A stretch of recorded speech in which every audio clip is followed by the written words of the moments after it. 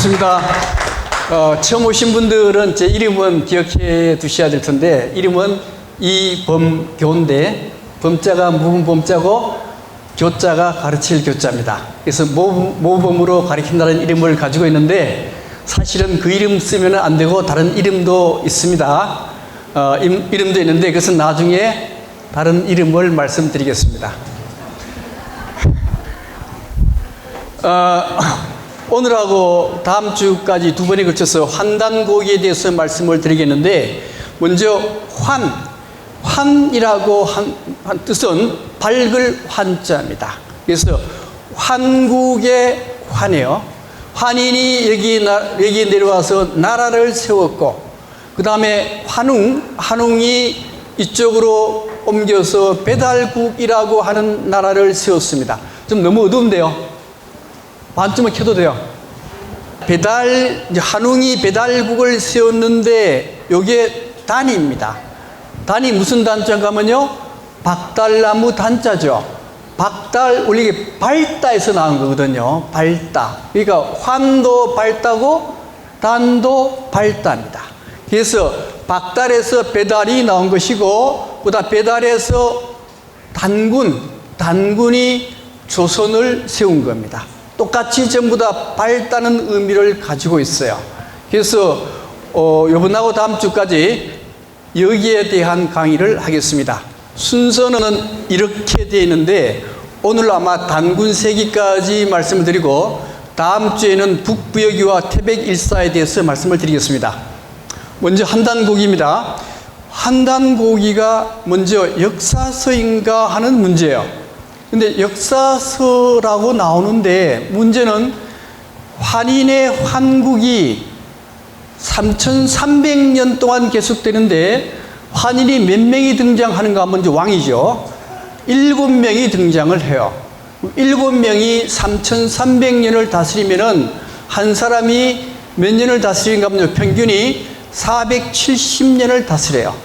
그러니까 한 사람이 몇 년 살아야 되는가 하면 한 500살 정도 살아야 돼요. 그러니까 이게 과연 가능한 것인가? 이건 좀 문제가 있다거든요, 역사서로서는.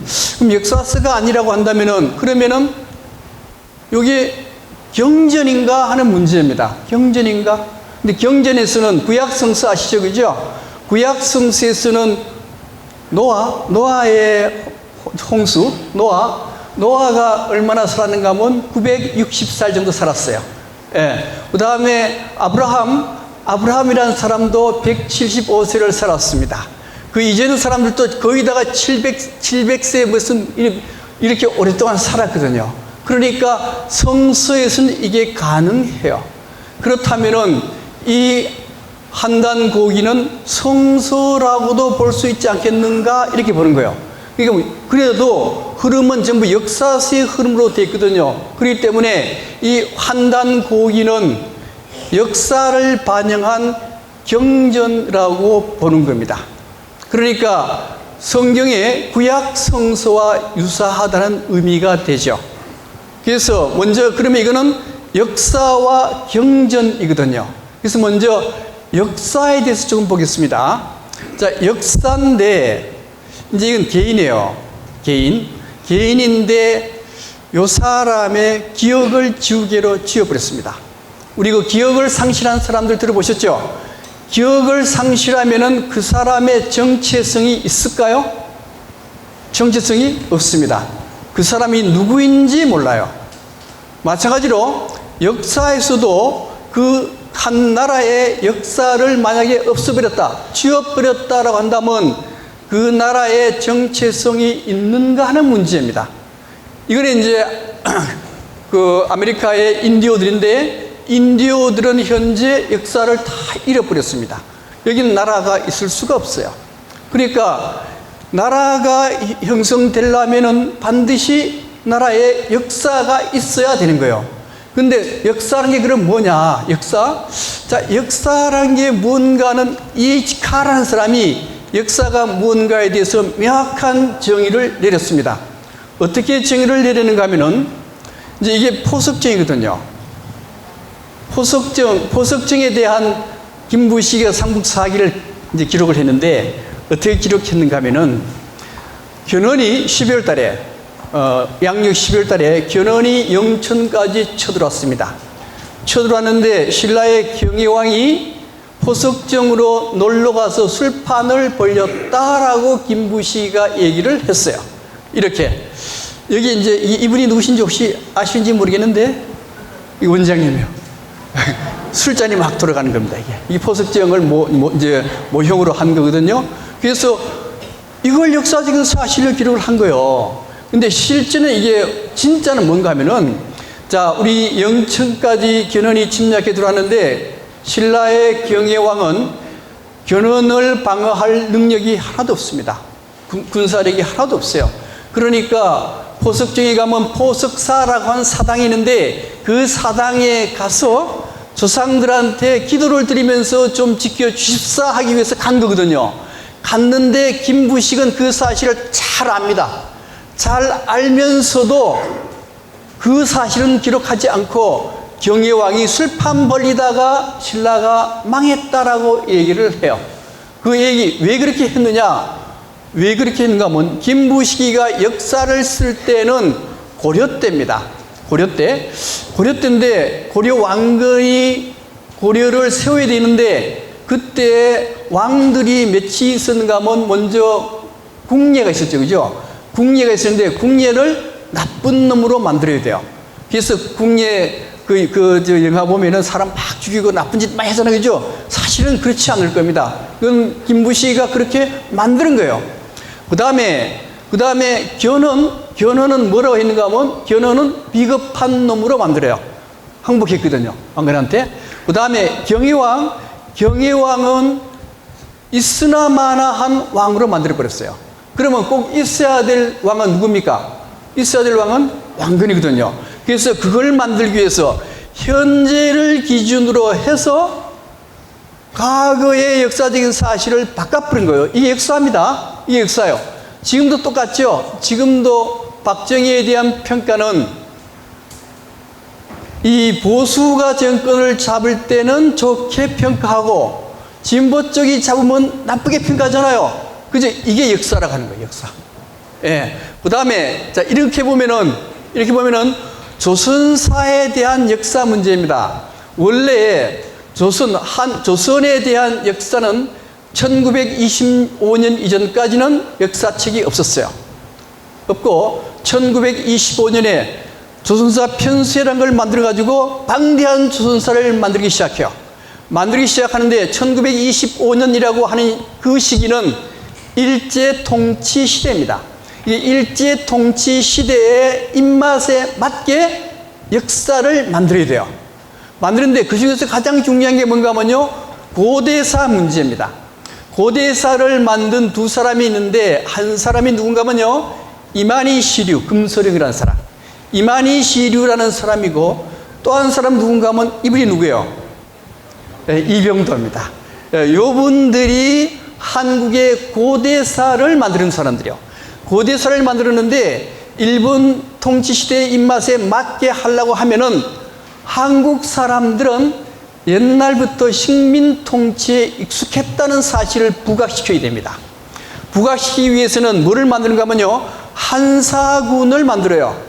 한사군이 원래가 한사군이 만주 요동반도 이쪽인데도 불구하고 이 사람들이 한사군을 어디로 만드는가 하면요, 한반도 안으로 끌어들였습니다. 이 한사군이라고 하는 게 뭔가 하면 한나라 무제가 위만조선에 들어와서 위만조선을 망하고 난 뒤에 식민 통치 기구를 만들었는데 그게 한사군이에요.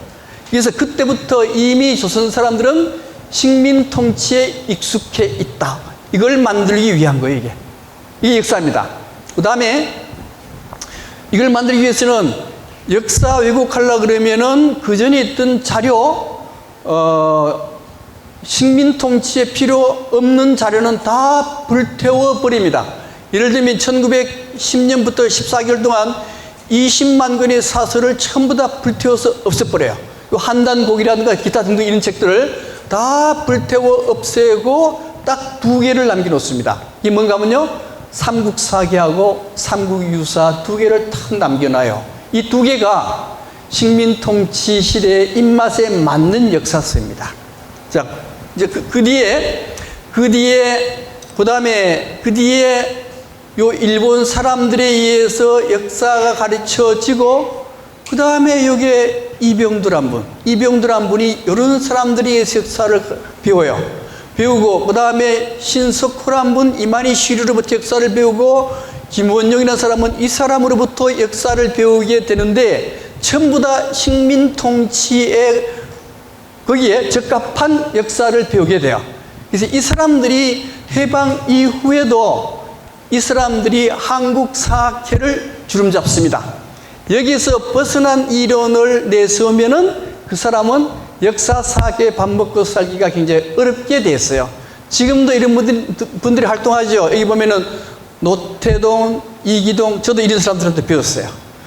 그 다음에 이기백, 백이동, 이런 사람들이 아직도 활동해요. 예. 그 다음에, 그러고 나니까, 근데 문제는 식민통치 시대 때 주장했던 또 하나가 뭐가 있는가 하면은, 이게 삼국시대거든요. 요때부터 신라가 BC 한 70몇 년부터 신라가 세워지고, 가야 세워지고, 백제 세워지는데, 식민통치 시대 때 요걸 BC 100년부터 AD 300년까지를 원삼국시대라 그래가지고, 이 원삼국시대 역사를 부정합니다. 삼국사기에 여기에 대한 기록이 나오지만은 식민통치 시대의 학자들은 이 시대의 기록을 부정을 해요. 믿을 수 없다. 믿을 수 없다는데 그게 어떤 형태로 나타나는가 하면요. 박물관에 가면은 경주에서도 옛날에는 원삼국실이라는 게 있었어요. 국립중앙박물관 가더라도 원삼국실이 있었습니다. 그 원삼국실이 바로 요 시대거든요. 요 시대 역사를 부정하기 위한 거거든요. 그게 원삼국실이에요. 이거 부정하면서 요때 뭐를 집어넣는가 하면은 여기에 임나가야, 임나일본부를 집어넣습니다. 왜 이걸 집어넣을 수 있는가 하면은 일본 서기에 여기에 임나일본부가 있었다라 하는 거거든요. 요 임나일본부라 하는 것은 일본이 요 시대의 조선을 통치하기 위한 식민 통치기고요, 이게. 그러니까 요때도 이미 조선 사람들은 식민 통치를 받았어요. 옛날부터. 받았기 때문에 1910년부터 식민 통치 이걸 이제 잘 받을 수 있도록, 식민 통치 받을 수 있도록 이런 걸 자꾸만 만들어 나가는 거예요, 이게. 그런 시대였습니다. 그러다가 그 다음에 이제 경전이라고 그랬죠, 그죠? 경전. 자, 경전인데 한단고기 중에서 가장 중요한 책이 태백일사라고 하는 부분인데, 태백일사를 잘 보면은 그 중에 제5편 소도경전 본문을 보게 되면은요, 여기에 경전이 탁 나와요. 경전, 천부경, 삼일신고, 참전개정, 개경 등의 경전이 나오게 됩니다. 자, 이것만 보더라도 환단고기라고 하는 것은 경전이라는 거예요. 경전인데, 그 무슨 교회의 경전이냐 하는 겁니다. 무슨 교인가 하면은 선도라고 하는 겁니다. 선도 들어보셨어요? 못 들어봤잖아요, 그죠? 선도. 유불선 들어보셨죠? 유불선의 선하고 틀립니다. 틀리고, 요 선도라 하는 게 뭔가 하는 게 굉장히 중요해요. 선도라 하는 게 뭔가 하면은 최춘희 삼국사기에 이런 글을 씁니다. 나라에 현매한 도가 있으니 이걸 풍류라 한다. 그 교를 창설한 내력은 선사에 자세히 실려 있으니, 실은 유교, 불교, 도교를 포함해서 선사에 자세히 실려 있다. 여기에 선사란 게 나와요. 이 선사가 뭔가 하면 바로 선도라 하는 겁니다. 선도. 그러니까 최천이 말하는 풍류도라 하는 게 바로 선도가 되는 거예요. 그러니까 지금부터 선도에 대해서 이해를 해야 한단고기를 이해할 수가 있습니다. 그래서 지금부터 선도가 뭔가에 대해서 말씀을 드리겠습니다. 먼저 선자입니다. 이 신선할 때 선자인데, 그죠? 선자는 여기에 파자 해보면 여기에 사람 인별이고 여기에 매산이요. 매산인데 사람이고 사람이고 사는데 요 사는 무슨 의미를 가지고 있는가 하면은 우리가 이제 하나님이 계시잖아요. 그죠? 하나님이 계신데 사람은 평상시에는 절대 하나님을 찾지 않고 급할 때만 하나님을 찾아요. 급할 때만 아이고 하나님 그러거든요. 그죠? 그래서 하나님이 성질이 났습니다. 성질이 나서 이거 안 되겠다. 내가 인간이 급할 때만 나를 찾으니 나는 인간 가까이 가야 되겠다. 인간 가까이 갈 때 어떻게 가는가 하면 신단수를 통해서 산으로 내려와요. 그래서 신은 항상 어디 있는가 하면요, 산에 있습니다. 산에 있는 신이 누구냐? 하나님이요. 이게 하나님입니다. 그러니까 여기에 사람과 하나님이 결합한 것, 결국 사람이 곧 하나님이 될 때 이게 선입니다. 무슨 선인지 아시겠죠? 사람과 하나님이 결합된 상태, 이게 선입니다. 그러니까 풍류도가 선도이고, 선이라고 하는 것은 사람과 하나님이 결합된 상태. 이게 기독교로 말하면 인신, 사람이면서 하나님, 예수죠. 이게 그런 의미가 있어요. 그래서 풍류도라 하는 것은 사람이 있고 하늘이 있는데 사람과 하늘, 천인합일이 된 상태, 요 상태가 바로 선이요. 요 상태가 바로 풍류라고 하는 겁니다. 풍류. 예. 뭐고요? 뭐고? 풍류인데 풍류도가 계속 이어져 내려왔습니다. 내려오다가 여기 한번 결집이 탁 돼요. 결집되는데 그 결집시킨 사람이 누군가 하면 동학의 최재우 선생님이 결집을 탁 시킵니다. 어떻게 결집을 시켰는가 하면은 여기에 우리는 동학을 얘기할 때 유불선이 합쳐진 종교가 동학이다라 그랬죠? 그죠? 그래서 이게 유교입니다. 유교인데 요거에 또 결합해서 요건데요. 이게 이제 수은 최재우 선생님이요. 여기에는 초월적인 신이 있는데 기독교로 말하면 하나님이요. 근데 유교에서 말하는 거는 지극한 기운이라는 거예요. 유교에서는 지극한 기운인데 이게 하나님과 같은 존재입니다. 이 지극한 기운 하나님이 수은 최재우 선생님한테로 싹 들어가요. 싹 들어가서 수은 최재우 선생님 안에 하나님이 들어가 버린 겁니다. 이걸 가지고 뭐라는가 하면요, 시천주라 그래요. 시천주가 뭔가 하면 하나님을 모신다. 내 안에 있는 하나님을 모신다란 뜻입니다. 요거는 지극한 기운 주기론 아시죠? 그죠? 요거는 유학입니다. 그 다음에 불교에서는요, 내 안에 누가 있는가 하면요, 하나님이, 내 안에는 불성이 있습니다. 그죠? 내 안에 부처가 있는 거요. 이 수은 선생님 안에 하나님이 계세요. 이게 불교입니다. 그 다음에 유불선, 선은 원래가 도교 쪽인데, 도교는 샤머니즘이요. 샤머니즘인데, 샤머니즘은 어떻게 해야 샤머니즘이 되는가 하면은 무당이 무병을 들여서 그걸 낫게 되면 깨끗한 몸이 됩니다. 깨끗한 몸이 되고 난 뒤에 음주가물을 통해서 무아의 상태를 만들어요. 무아의 상태 만드는 게 뭔가 하면 내 안에 있는 혼을 빼냅니다. 혼을 빼내고 난 뒤에 다른 신이 들어가요. 이걸 빙의라 그럽니다. 그죠? 빙의. 이게 빙의거든요. 이 샤머니즘이에요. 그래서 이 수은 선생님 안에 하나님이 들어갔거든요. 빙의와 같은 겁니다. 그래서 이 동학의 사상은 바로 유불선이 합쳐진 것이고, 이 사상이야말로 풍류도의 핵심이 돼요.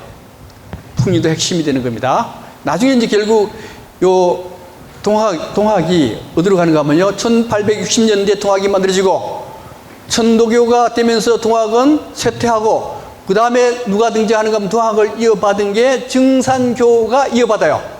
10년경에 동학이 이어받고, 그 다음에 음불교가 이어받고, 그 다음에 1930년대 보천교가 이어받고, 보천교가 마고 난 뒤에 증산도, 대순, 진리회 등등이 이어받았는데, 요게 풍류도입니다. 그래서 우리 증산도 같은 이제 CFS, 포항 CFS 터미널에 한 1년 전인가요? 그때 보면 저기 이렇게 한다고 원칙 갖다 놓고 사람 막 불러가지고 이 공부하시라고 책도 그냥 공짜로 주겠다. 이런 걸 보셨을 겁니다. 그죠? 그게 왜 그러냐? 증산도가 바로 선도의 맥을 잇는 종파들이에요. 예. 그래서 이게 선도입니다. 선도인데 그래도 잘 이해가 안 되실 겁니다. 그래서 선도를 조금 더 말씀드릴게요. 선도를 얘기할 때 이제 요 국화협회서라는 시는 내가 엄청나게 많이 써먹었죠. 써먹어서 다 거의 아시겠지만 새로 오신 분도 있으니까 다시 한번 말씀드릴게요. 요거 꼭 이해를 하고 넘어가야 됩니다.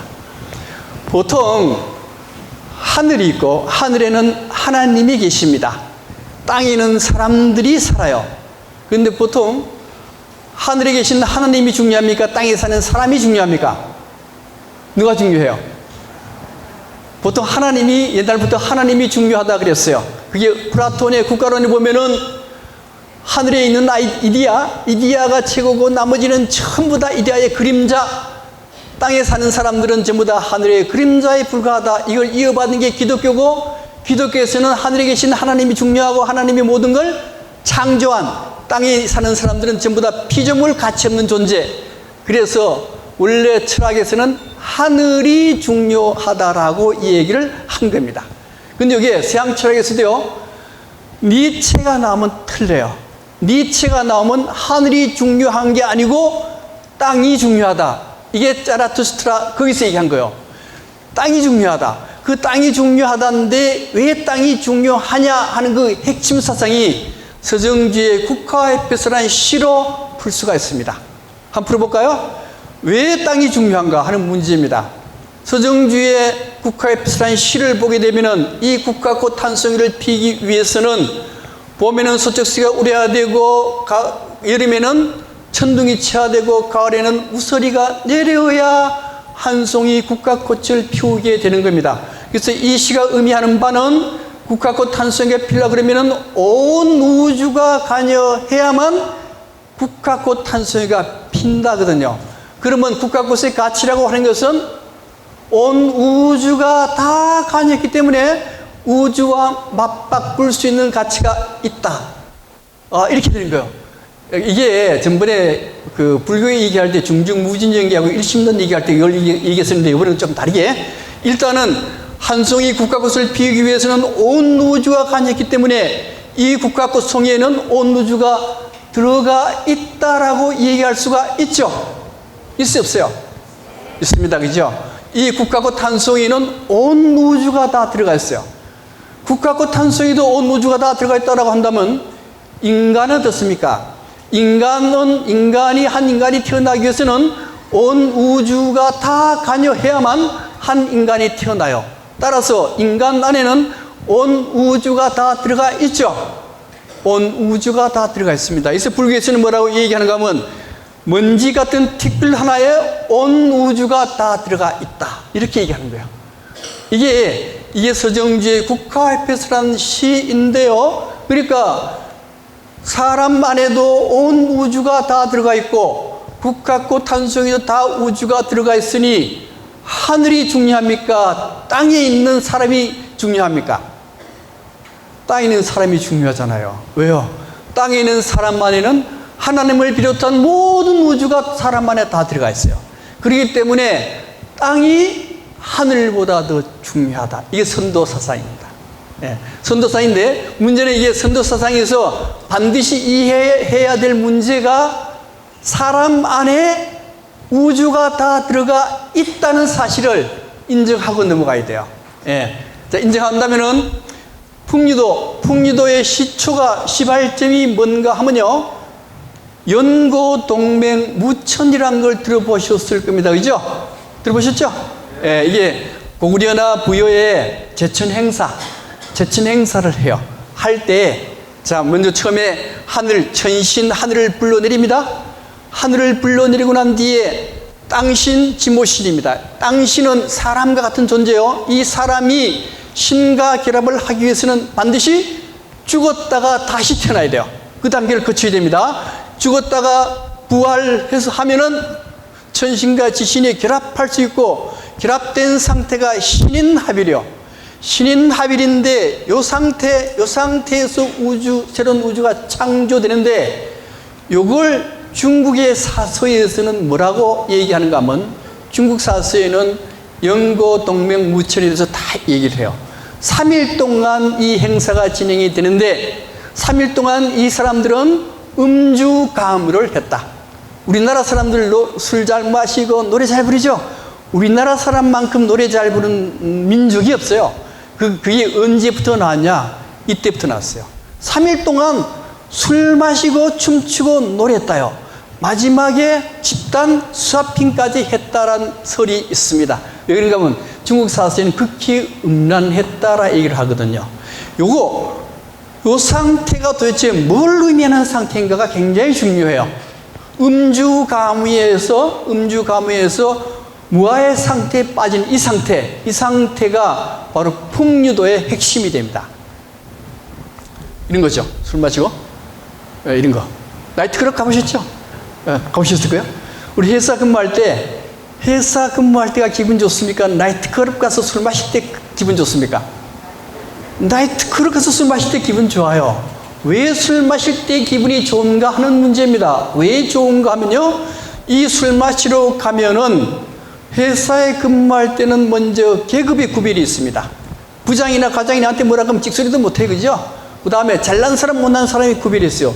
분별이 있단 말이에요. 분별이 있으면 사람은 불행해요. 그런데 나이트클럽에 가면은 일절 분별이 없습니다. 언제? 술 마시고 무아의 상태에 빠졌을 때 그때 구별이 없는 거예요.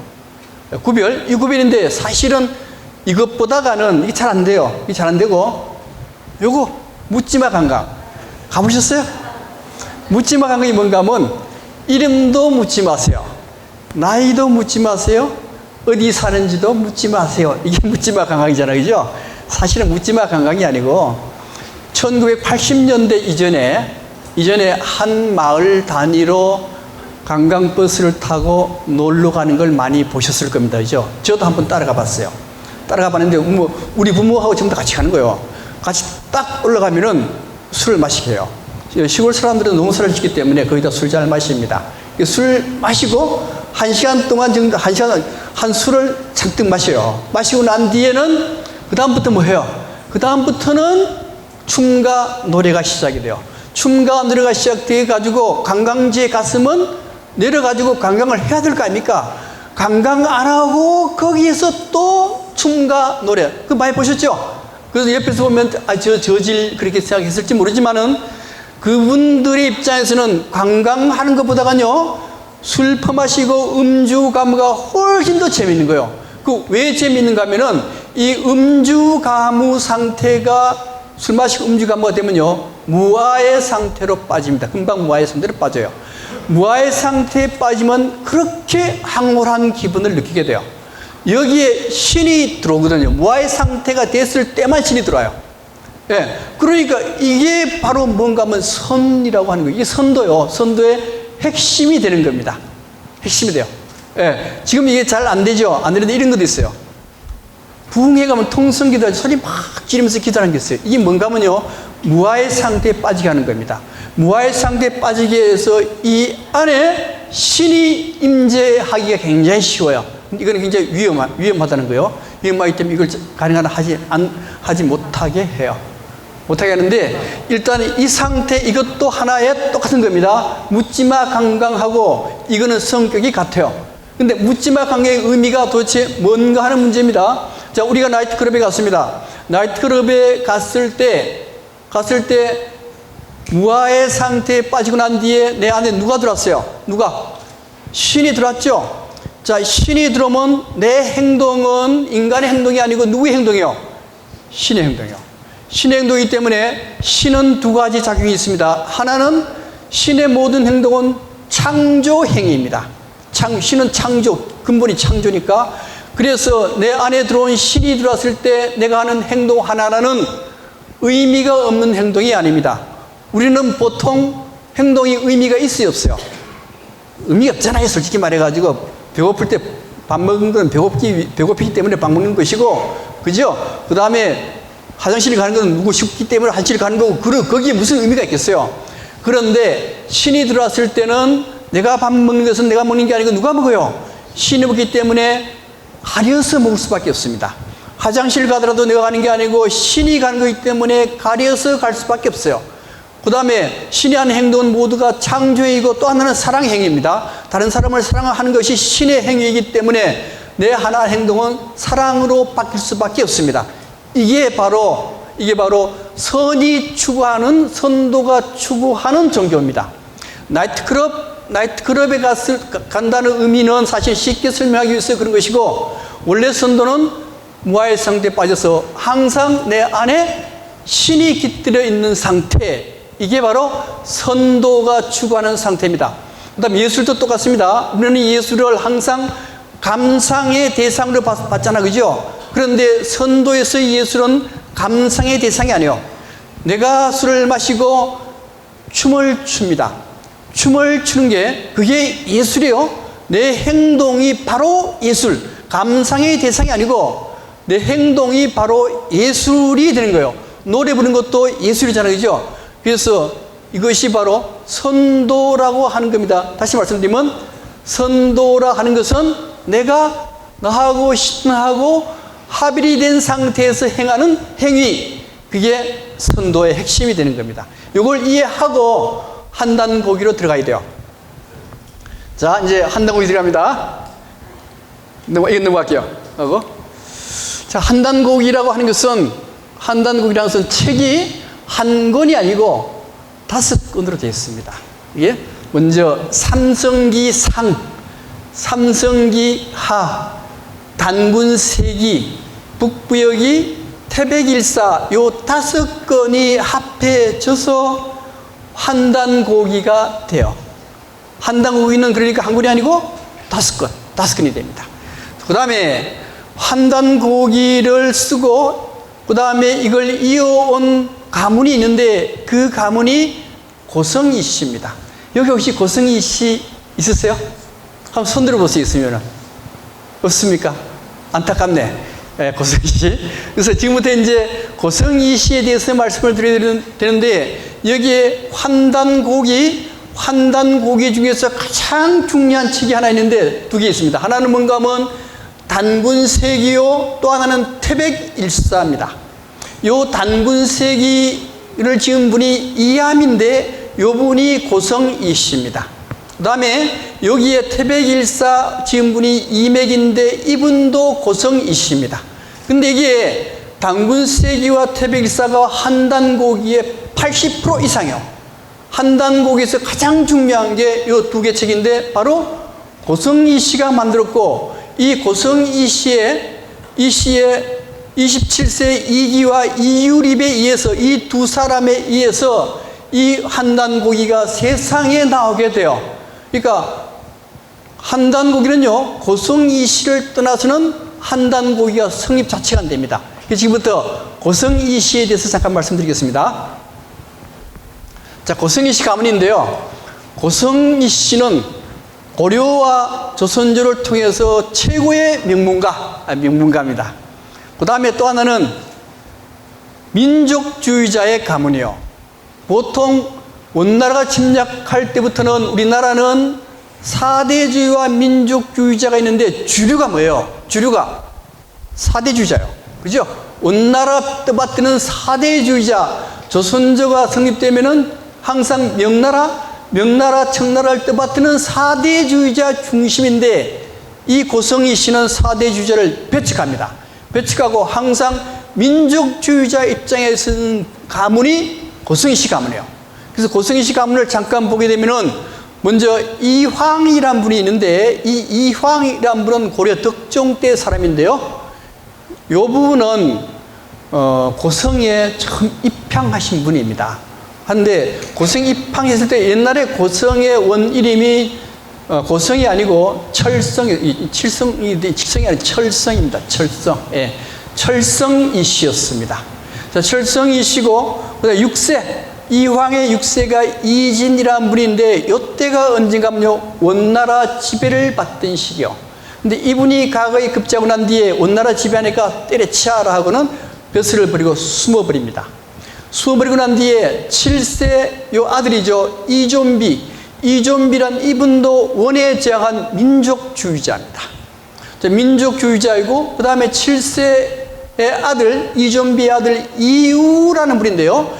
자, 이우라는 분은 자기 아들 이암을 강화도로 보내서 교육을 시켜요. 자, 이때는 이미 성리학이 들어올 때거든요. 성리학이 들어왔는데 강화도라는 데가 어떤 데가 하면 강화도 가면 만이산 들어보셨죠?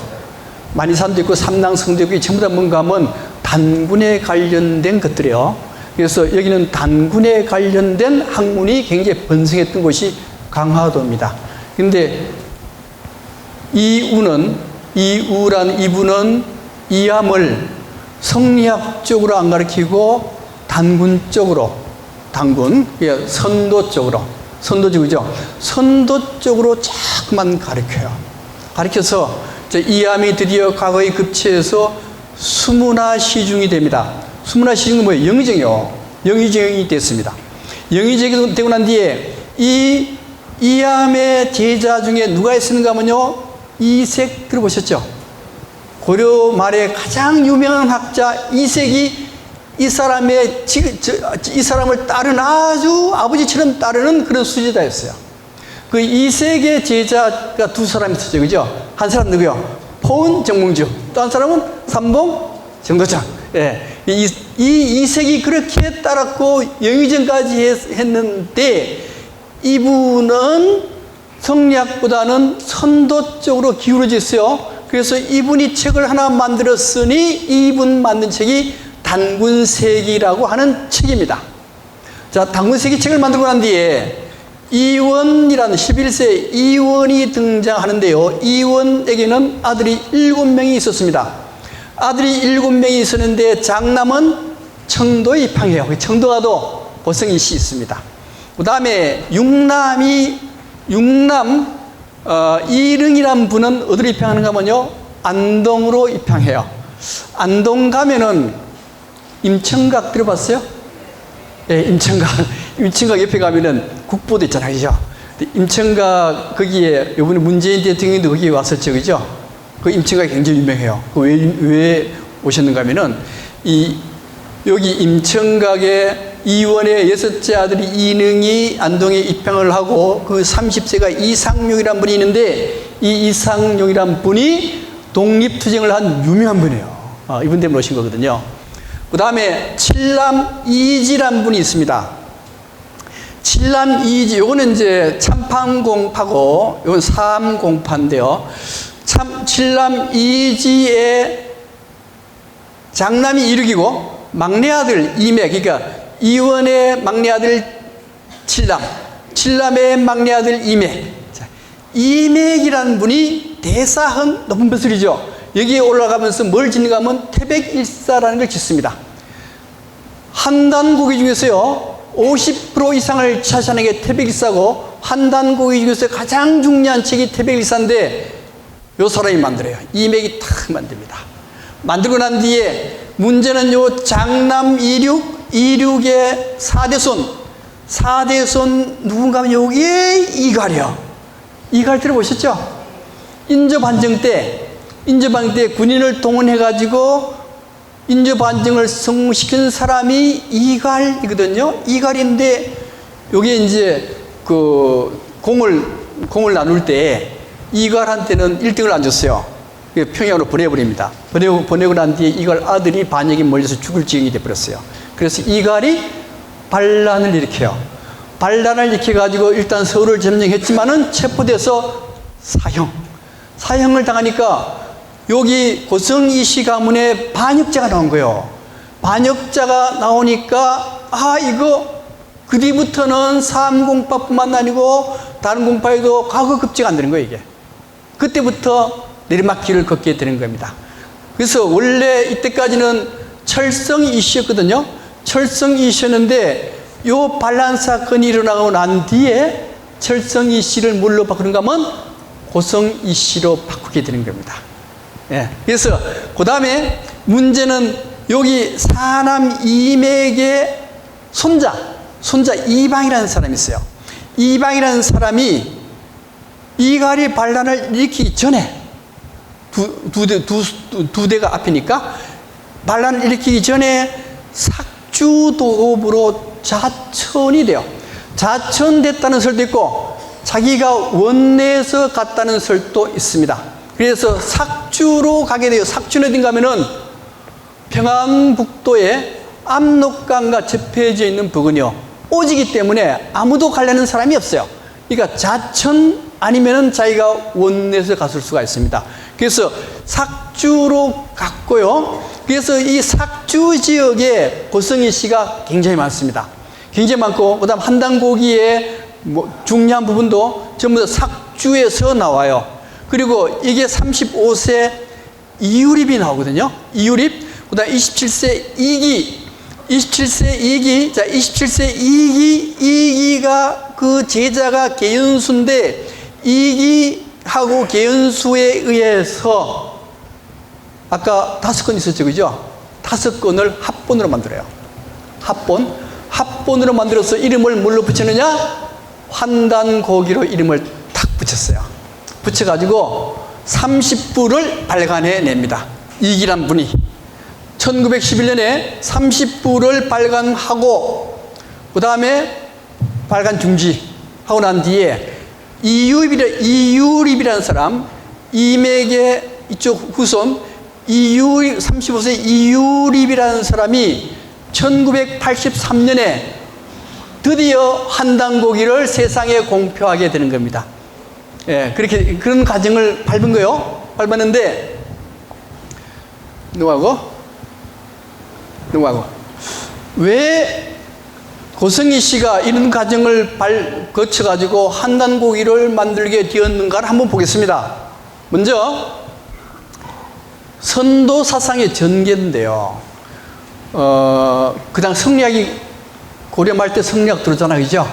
성리학 들어왔는데, 겉으로 표면적으로는 성리학이 들어오고, 내면적으로 흐르는 사상은 뭐였겠습니까? 흐르는 사상은 선도 사상이었어요. 우리 불교 처음 들었죠, 그죠? 불교 처음 들었지만, 내면으로 흐르는 사상은 뭐였겠습니까? 내면으로 흐르는 사상은 샤머니즘이었거든요. 선도계통이었거든요. 마찬가지로 성리학이 들어왔지만은 내면으로 흐르는 사상은 선도 사상이었습니다. 선도 사상인데, 이게 선도 사상인데, 이게 이 나말이 아니고, 이 나말은 신라 말인데 신라 말은 아니고, 이게 내가 만들다 보니까 이 전부 다 제가 만들었거든요, 이거요. 만드는데, 이게 고려 말이에요. 려말 선초입니다. 자, 요때가 되면 성리학이 주류 사상으로 탁 들어와요. 주류 사상으로 딱 들어오니까 그 밑바탕 흐르는 선도를 눌러야 됩니다. 억압을 해야 돼요. 자, 억압을 합니다. 선도 사상을 억압을 해요. 그리고 주류에서 비주류로 선도가 전락을 하게 됩니다. 전락을 하게 되니까 선도 계통의 맥을 이어온 사람들이 위기의식을 느껴요. 야, 이거 이러다는 안 되겠다. 안 되니 우리 자료를 결집해 가지고 책으로 만들어야 되겠다. 그래서 요때 단군세기가 만들어집니다. 단군세기. 그 다음에 원동 중에 삼성기 하가 만들어지고, 그 다음에 범장의 북부여기가 만들어져요. 한단국민의 책이 몇 권으로 되어 있어요? 5권 되어 있죠? 5권으로 되어 있다 그랬죠?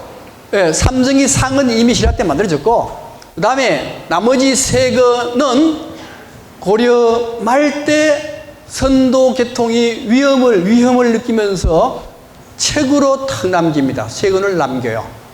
그 다음에 16세기가 됐습니다. 16세기가 되면 이게 연산군과 중종 때가 되는데요. 자, 이때는 완전히 성리학이 성행하고 선도는 거의 가물가물하게 쇠퇴해버립니다.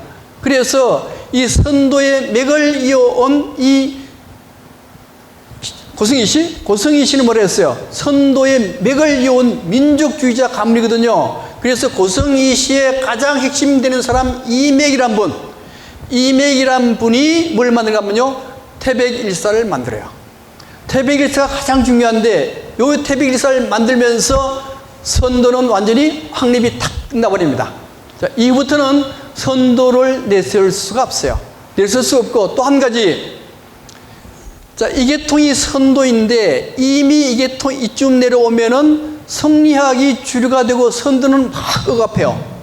억압하는데 성리학 쪽에서는 칠성이시 가문이, 고성이시 가문이 선도 가문이라는 건 다 알잖아요. 아니까 압력이 들어오는 겁니다.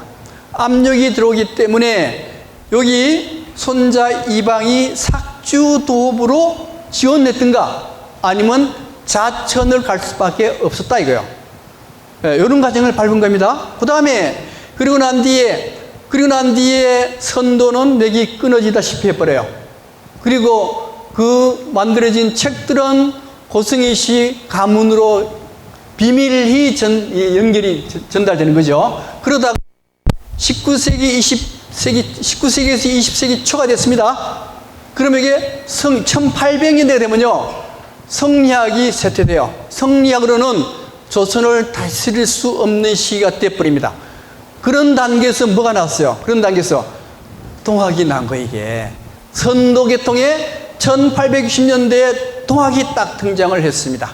동학이 등장하면서 이 동학이 쇠퇴하면서 증상교가 이어받고 음불교가 이어받고 그 다음에 보천교가 이어받았습니다. 선도계통의 사상이 부활을 하게 된 겁니다. 부활하게 되면서 1911년 때가 되면은 한일합방이요. 한일합방이니까 민족의 위기를 느낀 겁니다. 고성희씨 가문에서 이거 안 되겠다 해서 한단곡이 30부를 발간해요. 누가? 이기란 분하고 개연수라는 사람이 해서 30부가 발간 딱 되는 겁니다. 자, 그리고 난 뒤에도 30부 발간하고 난 뒤에 이 30부가요, 일본 일제 통치 시대이기 때문에 다 책을 뺏깁니다. 다 잃어버려요. 잃어버리고, 그 다음에 이 민족주의 계통에 사학이 발을 붙일 수가 없습니다. 없다 보니까 그만 이게 선도는 또 물밑으로 가라앉아요. 가라앉고 난 뒤에 해방이 됐습니다. 해방이 되고 난 뒤에 사학자들이 전부 다 실증주의 사학자, 식민통치대 때 교육을 받았던 그 사학자들이 있기 때문에 이걸 내세울 수가 없어요. 그래서 한참을 더 기다려요.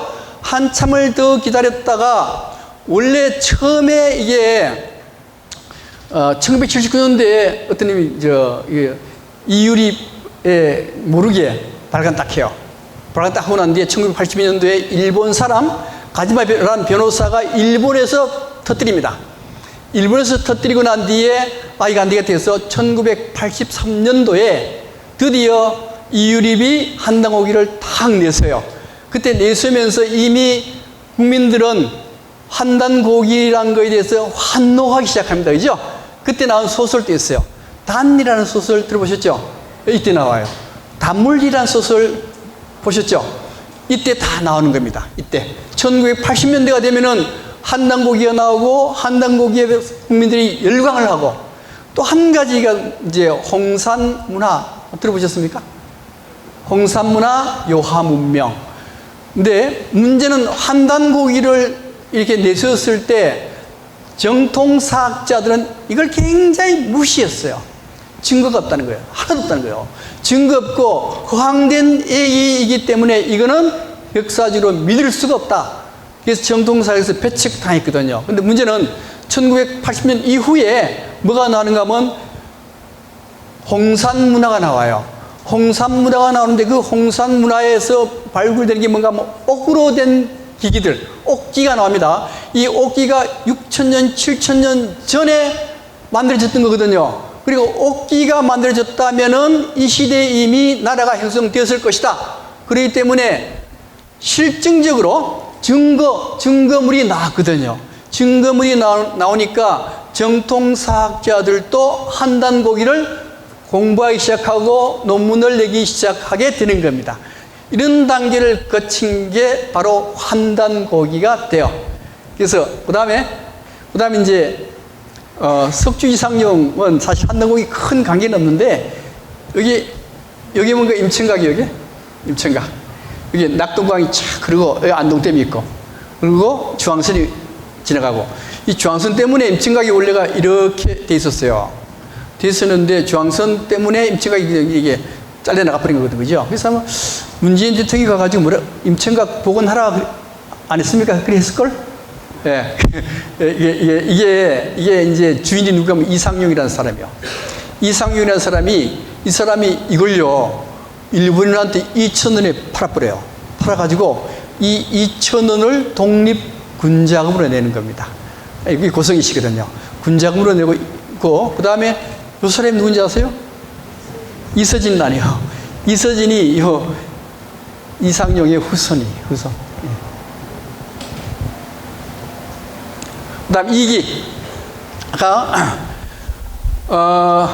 여기 이암의 27세에서 온 이기라는 사람인데, 이기라는 사람도 지독한 민족주의자, 독립운동 확 하고 한 사람인데, 뜻대로 안 되니까 1909년에 서울에 있는 경성여관에 들어가가지고 절식합니다. 밥도 안 먹고 해서 굶어서 죽어버려요.